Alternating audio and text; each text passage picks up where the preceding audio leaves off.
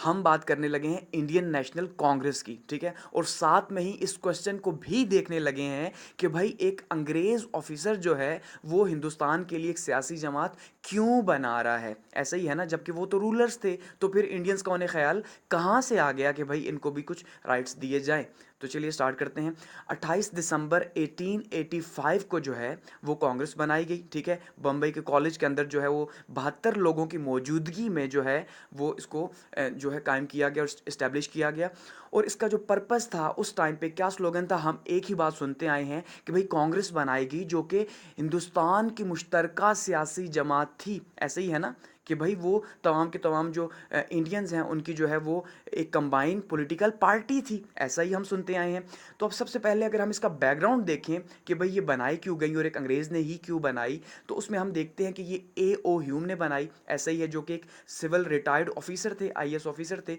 तो जब 1857 की जो वॉर हुई थी, जो वॉर ऑफ इंडिपेंडेंस, जिसके ऊपर आप लेक्चर सुन चुके हैं, तो वो जो वॉर ऑफ इंडिपेंडेंस थी उसकी जो जब कॉजेज पता चले, क्योंकि वो ईस्ट इंडिया कंपनी के अगेंस्ट में थी। ऐसे ही है कि जो कंपनी लॉज थे, जो कंपनी के कानून थे पिछले 100 साल के अंदर, ऐसा ही है 100 ईयर्स में जो कंपनी ने हिंदुस्तानियों के साथ जो बहुत ही ज़बरदस्त किस्म का जुल्म का एक सलूक रखा, तो उसके नतीजे में जो वॉर ऑफ इंडिपेंडेंस हुई, तो जब ब्रिटिशर्स ने जब कुछ फैक्ट फाइंडिंग की तो उन्हें इस बात का पता चला कि भाई वाकई में जो है वो ईस्ट इंडिया कंपनी जो है वो बहुत ज़्यादा जुल्म कर रही थी। गो ये नहीं है कि उन्हें इस बात का दुख था कि बहुत ज़्यादा था, दुख ये था कि भाई बहुत ज़्यादा दुख उन्होंने किया, तो उसकी वजह से जो है उन्हें भी लॉस हुआ कि वो ज़्यादा जो है अर्न कर सकते थे, लेकिन उन्होंने जल्दी जो है अर्न करने की कोशिश की और इन्हें कुछ भी राइट्स नहीं दिए। और ख़ास करके उस टाइम पे एक सबसे बड़ा जो इशू था, जो पढ़े लिखे इंडियंस थे, ऐसा ही है, चाहे वो ज़्यादातर मैक्सिमम पढ़े लिखे, क्योंकि वो यूके के ही पढ़े लिखे थे, वहीं से पढ़ के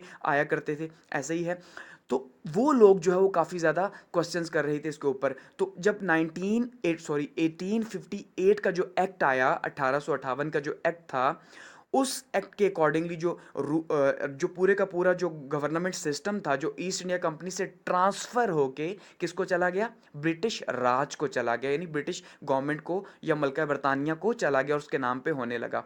तो उस टाइम पे उन्होंने फिर जब देखा कि अगले 10-15 साल जो गुजर रहे हैं, तो उसमें जो पढ़ा लिखा तबका है हिंदुस्तान का, वो जो है वो आवाज़ें उठाना शुरू हो गया और आवाम को, जो नॉर्मल जो छोटी पब्लिक है, उसको उकसा भी रहा है। तो ऐसे में उन्होंने क्या किया कि भाई ऐसा ना हो कि दोबारा से, अब ज़रा बात को समझिएगा कि कांग्रेस अंग्रेज़ ने क्यों बनाई, कि दोबारा से ऐसा ना हो कि कहीं से फिर से वॉर ऑफ इंडिपेंडेंस ना हो जाए और ये जो हिंदुस्तानी हैं फिर से अपने राइट्स के लिए कहीं खड़े ना हो जाएं। तो वो तो उन्होंने 1858 के बाद ही ये पॉलिसी अडॉप्ट कर ली थी कि अब कुछ ना कुछ राइट्स जो हैं, यानी 20% राइट्स जो हैं वो हिंदुस्तानियों को भी देने हैं, अगर हमने 80% गेन करना है, यहाँ से अर्न करना है तो। अदरवाइज ऐसा पॉसिबल नहीं। ऐसे ही है ना कि इन्वेस्टमेंट करेंगे तो तभी वहाँ से अर्न करेंगे। तो ईस्ट इंडिया कंपनी बगैर इन्वेस्टमेंट के ही अर्न करने की कोशिश कर रही थी, तो उसको उसका रिजल्ट जो है वो भुगतना पड़ा। तो ऐसे में इन्होंने क्या किया जी, इन्होंने देखा कि मुख्तलिफ आवाज़ें उठ रही हैं, तो इंडियंस के ऊपर बजाय इसके कि डायरेक्टली गोरे रूल करें,